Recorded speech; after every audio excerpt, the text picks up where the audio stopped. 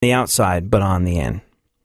And in both situations, whether their injuries are on the outside or whether their injuries are on the inside, one thing we can be sure of is that our government, the people that signed folks up to go die on our behalf and protect our freedom, is not doing the right things by the people that come home. They're not looking after the scars on the inside or the outside. So I say, because they do not, it is up to us. And it's hard to know necessarily what you can do to support people that are coming back from seeing, sometimes being forced to do horrific things. If you're in a position to employ someone, well, veterans, they have specialized skills. I love hanging out with my military buddies. I love hanging out with them because they're dependable. My normal friends that have just kind of like gone through life in broadcasting or music, or even people that are a little bit more organized than that. I have a lot of lawyer friends and real estate buddies and folks just, I'm very interested in people that do stuff I don't. I know how to do what I do. I know all the stories that go with this industry. If I get a chance to spend a little time socializing, I like to hang out with someone that's going to teach me something I don't know. So I have a lot of friends in a lot of different fields of work that I like to spend my recreational time with. But the one thing that I appreciate so much about my friends that are either military or ex-military is if I don't know, say, hey man, let's go grab a cup of coffee to a friend that is, say, in real estate. More often than not, I will get a text right at the agreed meeting time where I've already ordered my coffee and I'm sitting there alone like a sore thumb in Starbucks or wherever the hell it is. I'll get a call or a text being like, hey man, I'm just getting out of the shower. Order me a latte. I'll be there in 15 minutes. They're like, no, come on. But my military friends and some of my coworkers who used to be in the military, totally different story, so dependable. When they say they're going to do something, they do it. They're on time. And that's because my military friends come from a background where if you don't say and do the things that you're supposed to, people could die. If you don't show up on time, they come from a background where not showing up on time can cost lives. Another buddy of mine who was in the Army explained it to me this way. He was like, yeah, there's no misdemeanors in the military. If you're being charged with something in the military, could be something as little as an eye roll, perceived insubordination. There's no misdemeanor. Everything's a felony. So you dot your I's, you cross your T's, and you are dependable. You are reliable. You are where you say you're going to be when you say you're going to be there. No ifs, ands, or buts about it. And that's why I love hanging out with my military friends.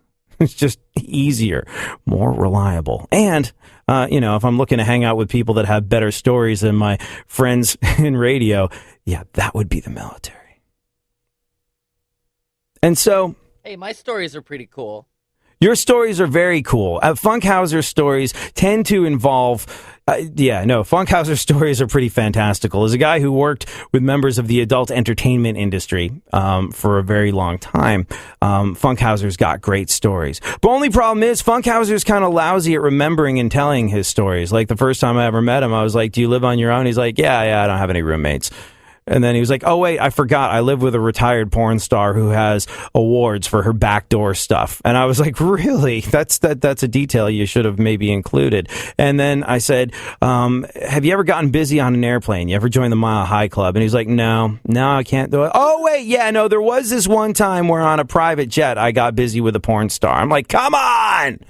And yeah, your stories are great, Funkhouser. However, you do leave out some of the best parts an awful lot of the time. I should have gone to school for that.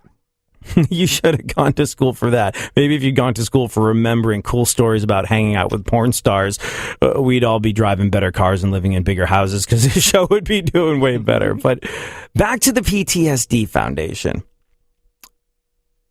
These soldiers, they come home. They come home with scars on the inside and on the out, and they are not being looked after by our government. So it's up to us to look for a way to help them. And sometimes that way isn't always obvious. But one very obvious, easy way to support soldiers coming home from whatever military effort it was is to get involved with an organization like the PTSD Foundation. Follow them on Twitter at PTSD USA, at PTSD USA.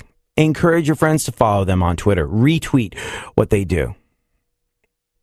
It's a fantastic organization, and they know how to help our military in ways that we don't when they come home, and so desperately need this help. If you can't give money, give support online. Raise awareness. Just become a part of their community. Be aware of what they're trying to do. I mean, obviously, if you want to make a donation, go to ptsdusa.org, make the donation. But just be aware.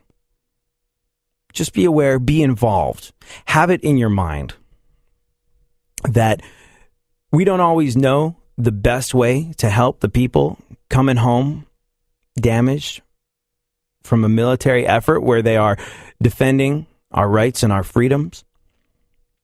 But the folks over at the PTSD Foundation, they do. And there's lots of great organizations. But this is one I genuinely believe in. I really do. And anything I can do to help, and anything you can do to help would be greatly appreciated. PTSDUSA.org or at PTSDUSA. Follow them, retweet them. Just find a way to get involved. And I will be eternally grateful to you.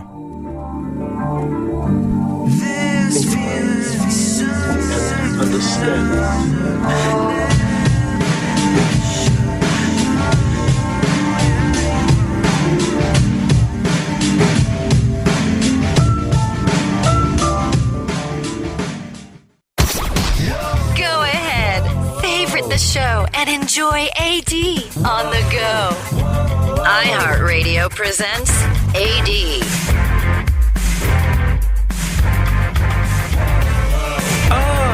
Thank you so much for hanging and being part of my radio family. We didn't really get a chance to get into it fully yesterday, so I'm going to try and devote a little bit of time today to some of the more interesting aspects of what's going on in the Middle East. And my ideas about how we should be conducting ourselves at this time as a nation of people.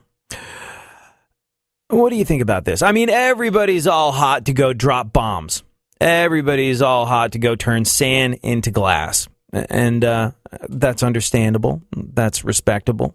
That's, in some ways, American. That's what we do. We spend more money on our military. We have more planes. We have more tanks. We have more bombs. We have more guns. We have more. That is America's military strength. We've got a lot of it. And so when people start messing with you the way ISIS or ISIL have, the immediate American knee-jerk reaction is, well, we pay all these taxes to provide all this money for our military. Let's go use it on them. And that's a valid, understandable thought given the horrendous atrocities that have been committed by this potential Middle Eastern Hitler that is al-Baghdadi. It's understandable. But is it the best course of action at the moment? I'm not so sure. I'd like to get your take on the situation. So like I said, join the conversation at ADSXE, and we'll try and devote some time to it a little later on in the show. Right now, though, let's take a look at the events of today in My Witness News. Funkhouser, how are you? And what is going on in the world? How's the cohabitation working out thus far? It's all right.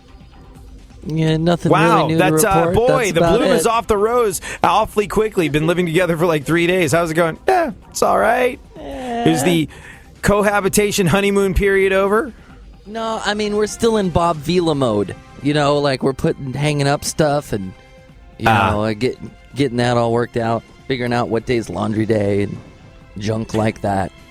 That stuff's frustrating because when you come home, you can never actually relax. You can just see all the things that need to be done and go, I guess I'll stay up really late doing all these things again. Yep. That's how it's been lately. But there is a lot of restaurants to pick from in Pasadena, so we've been, finding time for the quote-unquote romance. That's good. That's very adult of you, recognizing that during this extra stressful time of your life where you're going through a move and your home is in a state of flux, it's important to make special romantic times so you don't just begin to associate each other with chores that need to be done and stuff that hasn't been done yet. Yeah, like the other person you live with. Yeah. Yeah. And aren't you skipping a conference call to do this job here today? Yeah. I thought it was at noon, but at noon Eastern. Yeah. So I might, you might not hear from me tomorrow. Do you think you're missing any really valuable, pertinent, important information? No, because it went out to like 4,000 people. It was like, call this number and listen. So I think they're going to send like Cliff's notes afterwards because they always do. Yeah. So, yeah, I don't know. So during conference calls, what video game do you tend to play on your phone? Oh, I'm Words with Friends. Yeah, me too. And then you can play Words with Friends with the other people on the conference call and text each other back and forth about what a mind-numbing waste of your time this whole ordeal is. So I want to thank you all for being a part of this phone call. Your patronage to this radio company is very important to us, and here's the steps we're taking for Q1 of 2015, starting with oh my God, that's frighteningly realistic. That's exactly how those things go. Oh. I want to congratulate John Q. Turd Liquor, and he's a good asset to John this company. Q. Turd Liquor? I think I worked with that guy. Did Nights in Phoenix, right? Yeah.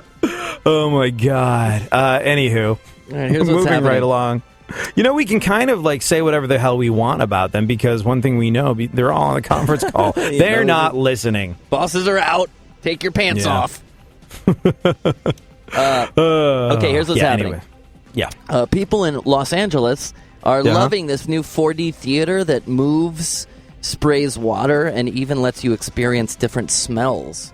I've heard about this. I did something similar at a theme park somewhere where they have all these additional effects that go with it. I don't know. I think that could be cool. The movie industry is looking for all sorts of ways to make going out to the movies to make money as appealing as staying at home and watching them, stealing them off of the interwebs or just streaming them off of Netflix or something of that nature. They're trying to get people out of the house and into asses in seats. And if that involves spraying money on people, spraying water, and having smell-o-vision at the movie theaters, the 4D theater experience, I think that kind of makes sense. Although if as a courtesy they could turn off the smell feature during Kevin James movies, that would be just great. Thanks very much. What else? So you hear about this guy, this MMA fighter War Machine? Yeah. He pled not guilty to the beating and assault of his ex-girlfriend, adult film star Hottie. Yeah. Did you know her? Christy Mack? Isn't that her name? I think I met her a couple of times. But no, I didn't know her very close. But a lot of people I worked with knew her real close, and they were soapboxing it up out there on Twitter. And it was a manhunt for a couple of days when Homeboy disappeared. Yeah. I don't know. I think he has, I think if you go to his Twitter page, he's an MMA fighter, but he also, I think, did porn with her because he was like, hey, if we're going to be together, this I don't dude's want you out of his banging. mind crazy. You go on a Twitter venture and look at his pictures and stuff and how he types and talks. He's nuts. I remember he was on the run tweeting, which, so stupid. So stupid. He was on the run tweeting. Hashtag innocent. Yeah. Hashtag so misunderstood or something like that. His lawyer's trying to gather character witnesses, but somehow I have a feeling it's going to be a little bit difficult to find people who can testify to the laid-back level-headedness of a guy called War Machine. It's funny, his whole thing is, I do alpha male stuff. That's his slogan. He's got t-shirts that say it. I do alpha male stuff.